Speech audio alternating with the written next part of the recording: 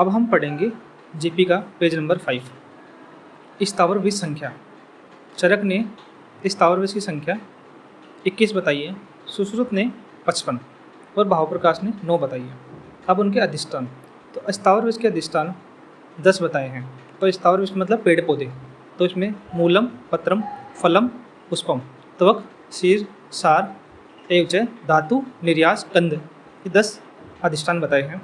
जांगम विष के अधिष्ठान 16 बताए हैं। इसमें जैसे दृष्ट है, नख है, इस टाइप से ये 16 अधिष्ठान बताए हैं। विष के गुण, विष के गुण चरक ने और सुश्रुत ने 10-10 माने हैं। चरक ने अनिर्देश बताया है और सुश्रुत ने अपाकी बताया है, मतलब अनिर्देश के स्थान पे अपाकी बताया। बाकी दोनों के गुण सेम है। वाग्भट ने अनिर्देश और अपाकी दोनों गुण मान लिए और अतः 11 बताए हैं। सारंगधर ने 8 बताए हैं। सर्प भेद, तो सर्प जो भेद होते हैं, चरक ने 3 प्रकार के सर्प बताए, दर्विकर, मंडलिनी, राजिमान। तो दर्विकर जो होता है उसमें वातज होता है, मंडलिनी होता है वो पित्तज होता है, और राजिमान होता है वो कफज होता है। अब इसमें किसके कितने टाइप है, तो दर्विकर होता है वो 26 होता है, मंडलिनी होता है 22 होता है, राजिमान होता है 10 होता है। सुश्रुत ने 5 भेद बताए, दर्विकर, मंडलिनी, राजिमान के साथ निर्विष और वेकरंश। तो 26, 22, 10 ये कॉमन बताए, दर्विकर, मंडली, राजिमान चरक जैसे ही, और निर्विष 12 बताया और वेकरंश 3 + 7 बताया। सर्पदंश मतलब स्नेक बाइट के 3 टाइप होते हैं, सुश्रुत ने बोले, सर्पित, रदित और निर्विष। वाग्भट ने 5 टाइप बोले हैं, तुंडाहत, व्यालिट, व्यालुपुत, दृष्टक, दृष्टा निपित। अब है अरिष्ट बंधन, मतलब अरिष्ट बंधन कैसे करते हैं, तो चरक ने मंत्र और अरिष्ट दोनों से विष को बांधने का बोला है, और सुश्रुत ने एक प्रकार का बताया, 10 स्थान से 4 अंगुल ऊपर, मतलब जो वहाँ पे स्नेक बाइट होता है या फिर कोई भी जानवर बाइट करता है उससे 4 अंगुल ऊपर अरिष्ट बंधन बताया है। शस्त्रक्रम जो है वो सुश्रुत ने 8 बोले हैं। उसमें कौन से हैं, छेदन, लेखन, भेदन, वेदन, ऐषण, आहरण, सीवन और विस्तारण। छेदन क्या होता है, एक्सीजन। वेदन क्या होता है, इंसीजन। लेखन क्या है, स्कार्पिंग। वेदन क्या है, पंचरिंग। ऐषण क्या है, प्रोबिंग। आहरण क्या है, एक्सट्रैक्शन। सीवन क्या है, सूचरिंग। और विश्रावण क्या है, ड्रेनेज। चरक ने सुश्रुत वाले ही बताए हैं, ऐषण और आहरण नहीं माना है। तो चरक ने शस्त्रक्रम 6 माने हैं, वाग्भट ने 13 माने हैं। सुश्रुत के 8 प्लस उत्पाटन, कूटन, मंथन, ग्रहण और दहन। अब यहाँ पे अष्टांग हृदय ने दहन नहीं माना है। फिर वर्ण बंधन होता है वो चरक ने 2 बोला, दक्षिणावर्त और वामावर्त। सुश्रुत ने 14 बोला, चतुर्दश वर्ण बंधन, और वाग्भट ने 15 बोला। और उत्संगी बंध जो होता है वो वाग्भट की मौलिक देन है। वर्ण बंधन आगे पढ़ेंगे कि कौन कौन से वर्ण बंधन होते हैं। उदावर्त अपन ने पहले ही पढ़ लिया। फिर आता है असमरी जो चरक ने है वो 1 भेद बोले, सुश्रुत ने 4 भेद बोला। सुश्रुत ने 4, वातज, पित्तज, कफज और शुक्रज।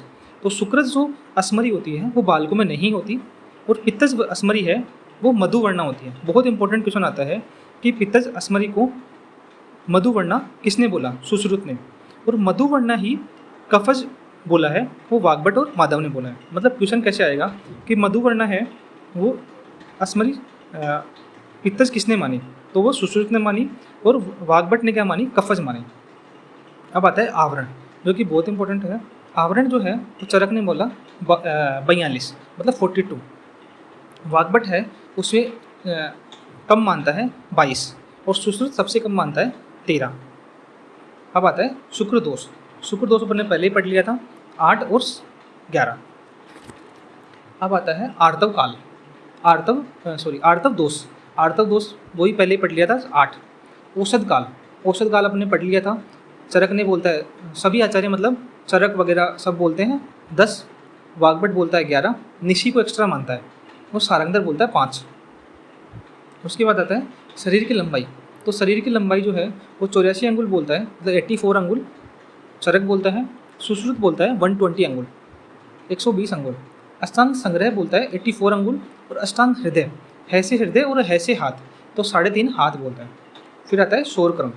तो शौरक्रम है चरक, सुश्रुत और वाग्भट पक्ष में 3 बार करवाने को बोलता है, मतलब बाल काटना, नाखून काटना, ये जो होता है वो शौरकर्म होता है। क्षार पाणी 3 मास में एक बार करवाने का बोलता है। अब आता है रोग ज्ञान उपाय। तो रोग ज्ञान उपाय होता है वो चरक बोलता है, चरक रोग ज्ञान उपाय यहाँ पे थोड़ा सा गलत दे रखा है। तो जैसे चरक है वो रोग ज्ञान उपाय 5 बताता है, निदान पंचक जो है, और सुश्रुत बोलता है 6, मतलब पंच इंद्रियां प्लस प्रसन्न। और रोगी ज्ञान उपाय होता है वो वाग्भट बोलता है 3 प्रकार का, दर्शन स्पर्शन प्रश्न, अष्टांग योग रत्नाकर बोलता है 8 प्रकार का, और चरक बोलता है 10वीं परीक्षा, मतलब वो जो आतुर परीक्षा है, भूमि परीक्षा है वो वाली। योग रत्नाकर 8 कौन सी बोलता है, वो है अष्टविध नाड़ी परीक्षा, नाड़ी, मूत्रम, मलम, जीवा, शब्द, स्पर्श, दीर्घ, आकृति, ये है। अब है यंत्र संख्या। यहाँ एक बार अपन ऊपर पढ़ते हैं कि जो यहाँ पे 3 जो चरक बताया है वो त्रिविध विशेष रोग ज्ञान उपाय है। अगर क्वेश्चन आए कि त्रिविध रोग विशेष ज्ञान उपाय, मतलब 3 रोग विशेष ज्ञान उपाय कौन से बताए हैं, तो यहाँ पे प्रत्यक्ष, अनुमान और आप्तोपदेश आंसर जाएगा। और अब आता है शस्त्र संख्या। तो शस्त्र संख्या सुश्रुत ने 101 बोली, वाग्भट ने 116 बोली या असंख्य। अब इनके नाम आते हैं, अब इनको याद रखेंगे कैसे, तो स्वस्तिक, सदंश, ताल, नाड़ी, शलाका और उपायंतर, इनको सीक्वेंस में याद रखना है। तो स्वस्तिक जो होता है वो 24 होते हैं, और सदंश होते हैं वो 2 होते हैं, ताल होते हैं वो 2 होते हैं, नाड़ी जो होते हैं वो 20 होते हैं, शलाका जो होते हैं वो 28 होते हैं, उपायंतर 25 होते हैं। वाग्भट ने क्या करा है, वाग्भट ने स्वस्तिक जो है वो 24 ही माने, सदंश मतलब दूसरे में 2 बढ़ा दिए, मतलब 4 बोले हैं, तीसरे में 2 के स्थान पे 2 ही रखा, मतलब ताल को 2 ही रखा, नाड़ी जो है मतलब चौथे में, मतलब 2 के बाद 1 बढ़ता है तो 3 बढ़ गया, मतलब 23 मान लिए, तो 20 के स्थान पे 23 माने। और फिर शलाका जो है तो मतलब 3 और 2 को मल्टीप्लाई करेंगे तो 34 होते हैं, तो 28 के स्थान पे 34 माने। और जो उपायंतर है तो वाग्भट ने उपायंतर 29 माने, 29। तो इसको एक ट्रिक से याद रखेंगे, उपायंतर कौन से हैं, तो आत्र, काल, पाक और भय। वाग्भट को आत्र काल का भय रहता है। अब इसमें है प्रमाण, तो जो यंत्र प्रमाण है तो स्वस्ति का प्रमाण है वो 18 अंगुल होता है, और ये क्या काम आता है, तो अस्थि शल्य को निकालने के लिए स्वस्तिक यंत्र काम आता है, वो सबसे बड़ा होता है तो अस्थि शल्य को निकालने के लिए काम होता है। फिर आता है सदंश। सदंश है उसका प्रमाण होता है वो 16 अंगुल होता है, और ये मांस, शिरा, स्नायु से शल्य को बाहर निकालने के काम आता है। फिर ताल, ताल जो है वो 12 अंगुल का होता है, और कर्ण, नासा, नाड़ी से शस्त्र को बाहर निकालने के लिए काम आता है। फिर नाड़ी यंत्र, नाड़ी यंत्र होता है उसकी लंबाई जो होती है वो आवश्यकता अनुसार, और शलाका और उपायंतर तीनों की लंबाई आवश्यकता अनुसार होती है। मूल नाड़ी यंत्र होते हैं वो 12 होते हैं। अब अपन पढ़ेंगे शस्त्र संख्या। तो शस्त्र संख्या है वो सुश्रुत ने बोली है 20, और वाग्भट ने 26 बोली है। तो 26 कौन सी बोली है, 20 जो है वो सुश्रुत की है, प्लस कर्णवेदन, खंज, कुर्च, सर्पमुख, लिंगावेदनी और कर्तरी। इसको ऐसे याद रख सकेंगे कि कैक है याद कर खाली वरना कान कतर देगी, मतलब कै मतलब कुर्च, ख मतलब खंज, यादगर से कुछ नहीं है, साथी मतलब सर्पफण, ली मतलब लिंगनाश, और कान मतलब कर्णवेदन, और कर्तर मतलब कर्तरी। फिर मूल नाड़ी यंत्र अपन पढ़ लिए 12 होते हैं, डलन है ने 20 बोले हैं।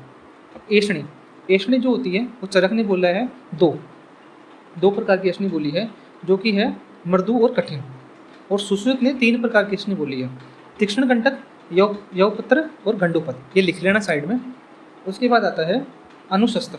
अनुशस्त्र जो है वो सुश्रुत ने 14 बोले हैं, और वाग्भट ने 17 बोले हैं। फिर आता है क्षार। तो क्षार जो है वो चरक जो होता है वो 2 क्षार मानता है, प्रतिसार्य और पानी है। सुश्रुत भी 2 क्षार मानता है, प्रतिसार्य और पानी। अब यहाँ पे कुछ चीज़ें इंपॉर्टेंट है वो आप लिख लेना।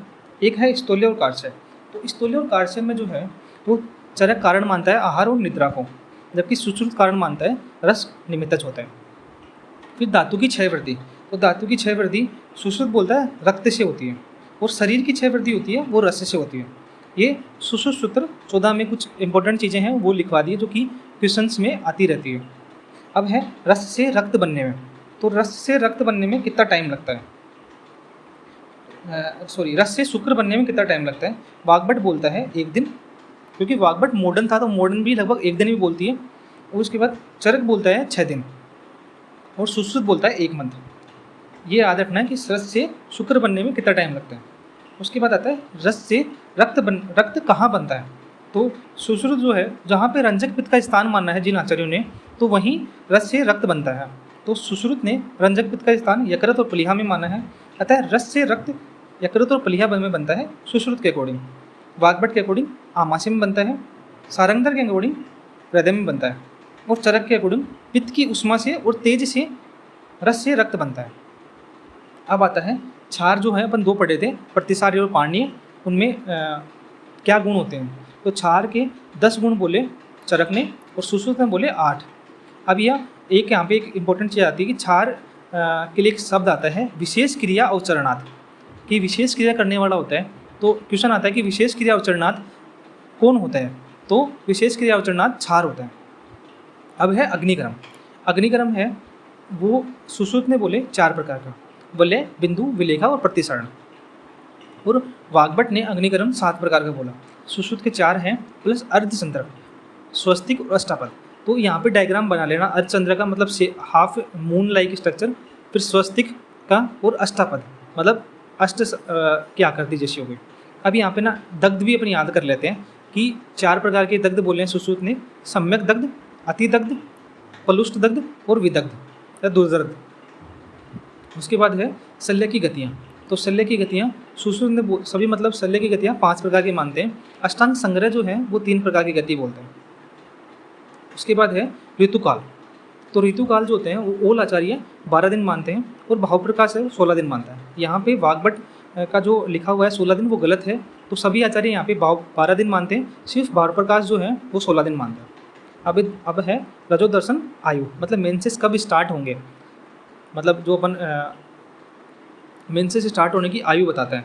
तो सुश्रुत बोलता है 12 वर्ष, काश्यप बोलता है 16 वर्ष और भावप्रकाश बोलता है 16 वर्ष। अब ये है अस्थि संख्या। तो बोन कितनी होती हैं और इसमें या संधि कितनी होती है, स्नायु कितनी होती है, पेशी कितनी होती है, ये अपन एक साथ याद रखेंगे। तो इसमें कैसे है, तो सबसे पहले अपन याद रखेंगे कि अस्थि, तो अस्थि जो है वो चरक और काश्यप ने 360 बोली और सुश्रुत ने 300 बोली। एक चीज़ हमेशा याद रखना, जो मॉडर्न के हमेशा पास होगा वो सुश्रुत होगा। तो मॉडर्न में अस्थियाँ होती है 206, तो सुश्रुत जो है वो 300 और 360। तो मॉडर्न के पास कौन है, 300, तो 300 सुश्रुत बोलेगा। अब इसमें शाखा वगैरह इसको ट्रिक से याद रखेंगे कि इसमें कितनी होती है। अब अपन पढ़ते हैं संधि। तो संधि होती है वो 200 और 210। तो 210 होती हैं वो संधियाँ होती हैं, वो सुश्रुत बोलता है और चरक बोलता है 200। फिर है लिगामेंट। तो लिगामेंट स्नायु जो है वो चरक और सुश्रुत दोनों 900 बताता है। और पेशी जो है वो चरक बोलता है चरक बोलता है 400 और सुश्रुत बोलता है 500। और मॉडर्न पेशी मानता है 639। तो मॉडर्न के पास कौन है, सुश्रुत, तो 500 सुश्रुत मानेगा। अब अपन ट्रिक से याद रखेंगे कि संधि, अस्थि, मांसपेशी, स्नायु मतलब किसमें कितने होते हैं, शाखा में, मध्य शरीर में, गिरवा के ऊपर। तो अपन 2 याद रखेंगे। एक तो अपन याद रखेंगे शाखा में, क्योंकि 4 शाखाएं होती हैं तो इक्वली डिवाइड जो होंगे उस हिसाब से अपन याद रख लेंगे। और फिर अपन याद रखेंगे मध्य शरीर में। फिर जो अपन सुश्रुत का ही देख रहे हैं तो उसमें से अपन घटा देंगे सुश्रुत में से। तो जो संधियाँ हैं, तो संधियाँ जो हैं वो 68 हैं, वो शाखाओं में है। तो 17 × 4 तो 68 होती हैं वो संधियाँ शाखाओं में है। और तो मध्य शरीर में है वो 59 है। बाकी 360 में से 210 में से अपन घटा सकते हैं, बच गई जो वो आ जाएगी गिरवा के ऊपर। फिर है अस्थियाँ। तो अस्थियाँ हैं वो शाखा में है वो 30 × 4 मतलब 120 जो है वो शाखा में है, मध्य शरीर में है वो 117 और बाकी अपन 300 में से घटा देंगे। उसके बाद आता है मांसपेशी। तो मांसपेशी 500 मानी सुश्रुत ने, तो शाखा में है 100 × 4 मतलब 400, तो उस मध्य शरीर में मानी 66। फिर आता है लिगामेंट। तो लिगामेंट 150 × 4 मतलब 600 लिगामेंट माने शाखा में, 230 माने मध्य शरीर में। बाकी अपन 900 में से घटा के गिरवा के ऊपर निकाल सकते हैं। अब यहाँ पे एक चीज़ और याद रखना कि मैक्सिमम बोन है वो 2000 पुनर्वसु आत्रेय ने मानी और प्रत्यक्ष शरीर ने मानी 200। अब अपन आ जाते हैं नेक्स्ट। स्त्रियों में 20 पेशियाँ अधिक होती हैं। ठीक है। अब इसमें 20 पेशियाँ कौन सी होती हैं, जो 5 और 5 जो होती हैं वो दोनों ब्रेस्ट में होती हैं, मतलब स्तनों में, और 4 जो होती हैं वो अपत्य पथ में होती हैं, 3 और 3 होती हैं गर्भ छिद्र में और शुक्र आर्तव परिवेशनी में। इस तरह से याद रखनी है। तो 20 पेशियाँ जो होती हैं वो स्त्रियों में अधिक होती हैं। फिर आता है गर्भस्राव। तो गर्भस्राव, गर्भपात और आम गर्भ। तो यहाँ पे अपन पूरा समझते हैं कि आम गर्भ क्या होता है। तो आम गर्भ जो 3 महीने से पहले जो गर्भ होता है वो आम गर्भ होता है, या फिर 3 मास तक का गर्भ होता है वो आम गर्भ होता है, मतलब फुल्ली मैच्योर नहीं होता, वो आम की तरह होता है, इसलिए आम गर्भ बोलते हैं। फिर अपन बोलते हैं गर्भस्राव। तो गर्भस्राव जो 4 मास का जो गर्भ होता है वो गर्भस्राव होता है। और गर्भपात मतलब जिसको अपन गर्भस्राव होता है वो मिसकैरेज होता है, और गर्भपात होता है वो अबॉर्शन होता है। तो 5 से 6 महीने का जो होता है वो गर्भपात होता है। अब इसमें ये 2 वर्ड और आते हैं, संजात सार और असंजात सार। संजात सार मतलब जो जिसमें फुल्ली रूप से प्लेसेंटा डेवलप नहीं हुआ या फिर फुल्ली रूप से ऑर्गन डेवलप नहीं हुए, वो असंजात सार है। और संजात सार जिसमें डेवलप हो गए। तो 2 से 3 महीने का मतलब 3 महीने से पहले जो गर्भ होता है वो असंजात सार है, और संजात सार जो मतलब 4 महीने के बाद का जो गर्भ है वो संजात सार होगा। फिर आता है नाड़ी रोग। तो नाड़ी रोग अपन ने पहले बताया था, विसर्प, नाड़ी और स्तन रोग। सुश्रुत ने क्या बोले हैं, 5 बोले हैं सब। विसर्प, नाड़ी और स्तन रोग सुश्रुत ने 5 बोले हैं, ठीक है। अब नाड़ी रोग जो है उसमें एक स्पेशल चीज़ आती है कि अर्जुन जैसा स्राव किस नाड़ी रोग में होगा। तो अर्जुन जैसा स्राव कफज नाड़ी रोग में होगा। और एक चीज़ और आती है कि कालरात्रि के समान मारने वाली कौन सा नाड़ी रोग होगा, तो वो सन्निपातज होता है। कौन सा होता है, सन्निपातज। यहाँ पे एक वर्ड और आता है कि कालरात्रि के समान मारने वाली एक होती है असम्यक निद्रा, मतलब जो सही ठीक तरह से नींद नहीं लेता वो भी कालरात्रि के समान मारने वाली होती है। फिर आता है सूख दोष। तो सूख दोष होते हैं वो 18 बोले हैं सुश्रुत ने, और इसमें 14 साध्य बोले हैं और 4 बोले हैं असाध्य। इसमें 4 असाध्य में कैसे याद रखेंगे, 2 हैं मास से, मास अर्बुद और मास पाक, और फिर है 2 तिलकालक और विदर्धी। ये 4 होते हैं सूख दोष। सारंगधर ने यहाँ पे 24 बोले हैं। मेनली सुश्रुत के क्वेश्चन पूछते हैं तो सुश्रुत के याद रखने हैं। फिर आता है क्षुद्र रोग। तो क्षुद्र रोग चरक ने वर्णित नहीं किए हैं, सुश्रुत ने क्षुद्र रोग, सबसे पहले सुश्रुत ध्यान रखना है। सुश्रुत ने क्षुद्र रोग 44 मतलब 44 बोले हैं। माधव ने उससे 1 कम बोला है 43। वाग्भट ने 9 कम बोला है सुश्रुत से, लगभग 36। और सारंगधर ने बोला है सैसे सारंगधर और सैसे 60। तो सबसे ज़्यादा क्षुद्र रोग किसने बोला, सारंगधर ने, और सबसे कम बोला वाग्भट ने 36, और सुश्रुत ने बोला 44 और माधव ने 43। उसके बाद आता है मुख रोग। तो मुख रोग जो है वो चरक ने बोले हैं 4 या 94 मतलब 94। अब सुश्रुत ने बोले 65, भोज ने बोले 65, वाग्भट ने सुश्रुत से 10 ज़्यादा बोले हैं। इस तरह से याद रखना है कि वाग्भट ने सुश्रुत से 10 ज़्यादा मुख रोग बोले हैं, तो कितने हो जाएंगे 75। और सारंगधर कितने बोलता है 74। अब मुख रोग में किसके कितने होते हैं, तो अपन सबसे पहले मुख होता है वो ओष्ठ से स्टार्ट होता है, मतलब लिप से स्टार्ट होते हैं, तो 8 होते हैं लिप के। फिर आता है दंत, फिर दांत दिखते हैं तो दांत के 8 हैं। फिर दांतों के मूल हैं, तो जैसे जैसे अंदर जाएंगे वैसे पर याद रखेंगे। सबसे पहले पढ़ा ओष्ठ मतलब लिप के, वो 8 हैं। दंत है वो भी 8 है, मतलब 30 जो हो गए। दंत मूल जो केविट मतलब दांतों की जो अंदर के मूल होती है उसमें वो 15 हो गए। फिर है जीव्या, जो टंग के हैं वो है 5 रोग। तालु है मतलब पैलेट जो है वो 9, और कंठगत है वो 17, और सर्वसर रोग होते हैं वो 3 होते हैं। इस तरह से सुश्रुत के 65 जो हैं वो सर्व रोग मुख रोग बताए गए हैं। फिर आता है कर्ण रोग। तो कर्ण रोग सबसे पहले याद रखना है कि चरक ने सारे ENT मतलब नाक, मुख, कान सबके ये रोग बताए, वो 4 ही बोले हैं, ठीक है। तो चरक ने क्या बोले हैं 4 रोग बोले हैं। सुश्रुत ने 28 बोले हैं, सुश्रुत क्या याद रखना है। और वाग्भट ने कितने बोले हैं 25 बोले हैं, मतलब सुश्रुत से 3 कम 25 बोले हैं। नासा रोग, नासा रोग भी चरक तो 4 ही बोलेगा, ठीक है। सुश्रुत जो है वो नाक जो होता है वो 3 अपन नाक अपन बनाते हैं तो 3 बन रहा होता है, तो 3 से याद रखना कि 31 सुश्रुत नासा रोग बोलता है। वाग्भट बोलता है 18। फिर अपन याद रखेंगे नेत्र रोग। तो नेत्र रोग भी वही चरक, तो नेत्र रोग 4 ही बोलता है, और 96 भी बोलता है। सुश्रुत बोलता है 76। ये अपन डिटेल में पढ़ेंगे कि नेत्र रोग कौन से क्या होते हैं। बट यहाँ पे एक इंपॉर्टेंट क्वेश्चन आते हैं कि साध्य कितने हैं, याप्य कितने हैं और असाध्य कितने हैं। तो साध्य जो हैं वो 52 हैं, याप्य जो हैं वो 7 हैं, और असाध्य जो हैं वो 17 हैं। और वाग्भट ने जो बोले हैं वो 94 बोले हैं। और माधव ने 78। जनरली सुश्रुत के क्वेश्चन आते हैं, इसमें मेन क्वेश्चन आता है कि साध्य कितने हैं, याप्य कितने हैं और असाध्य कितने हैं। फिर आता है नेत्र मंडल। तो नेत्र मंडल जो होते हैं उसमें एक ट्रिक याद रख लेना, नेत्र मंडल है उसमें याद रखना MSP, मतलब मंडल, संधि और पटल, तीनों एक साथ याद हो जाएंगे। इसमें 5 6 6, एक ट्रिक याद रखना, 5 6 6। तो मंडल है 5, संधि है 6 और पटल है 6, ये सुश्रुत के हैं। ठीक है। अब वाग्भट यहाँ पे नेत्र मंडल बोलता है 4। ये क्वेश्चन आया UPSC में कि नेत्र मंडल है वो वाग्भट कितने बताता है, तो नेत्र मंडल है वो वाग्भट 4 बताता है। हृदय रोग है वो अपन पढ़ लिए हैं। वीडियो अच्छी लगी चैनल को लाइक करें, शेयर करें, सब्सक्राइब करें। धन्यवाद दोस्तों।